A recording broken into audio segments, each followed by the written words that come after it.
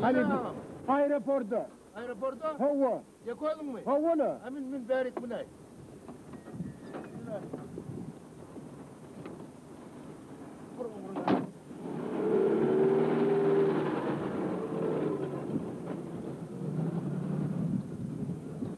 Nerediydin ağam?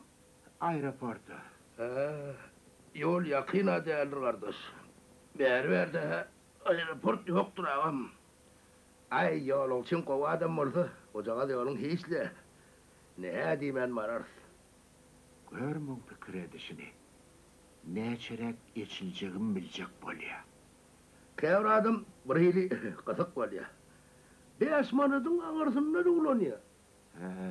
Geçilmeli olacak o. Bir dem talansı değil. Mine ölü geçip barayanları özümem halama.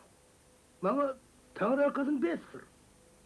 Doğrudan artık pul vermek, taksicini maskaralamaktan başka rahat değil. Geçilmeyin. Yöne her çıkan olsa, maddi taraftan hüveslensen ervedim der. Her hemme yerde bağlar nırkı. Pulu değerle versenim, çağazığa tuttursunum, yırtayan oklara. Elbette geçilmeli olacak o. 5-10 manadın ağırtına doğulunmayınla. Düşüncesi yolculuk fikri oyuncu. Biz harfi dünyelere karşı görüşmelimişik. Onda da aygıtlı görüş alıp barbarmışık. Doğrudan sürücün fikri doğru. Artık tölemek, yaramaz ideologiya, cinayet vermeyinli oldu. Eğer yolcu soçun görközünden artık verse, ol ödünün zehmi çıkıp veren doğunlu kömek ettiği değil mi? Gönülü doğu deyiyorsun. Vermeli olacak. Doğundan zat kıskanıp olmalı. Kovuca geçilmeli. Soçun görközünü veren ölenle yolcunu yıkırmak bolana o.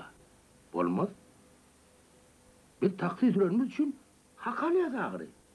Ne için biz artık almalı ağam? Yöne bir yerde rızadı gözümünle tutmalı. Dur! Dur yılan! Ne bu hoş ne yapar? Ne oldu? Uy hanay, ha artık vermeli mi ya? Kember doğru vermeli bahaneni. Oh şunu yapasın ne mesele uyap? Ne mesele uyap? Biz bir kodun ardından anı adam o. Artura kalmasak ara. Bir artura kalmasak ara pay var bile yok.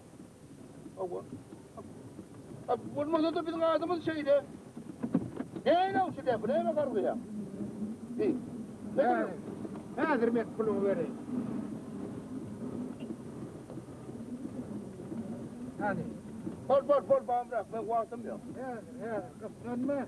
Şunun yanıyla bir bak kaçman lazım.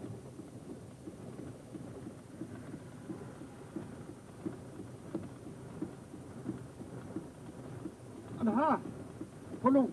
Al bak Ali. Al. Getir.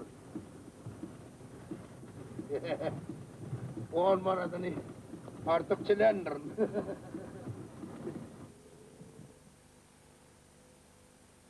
Potak parmakın çevirin masarayda gerek. Yankıcı alın üstüne yine şon çan çıkarıp yamatmalı vurdum. Ciao.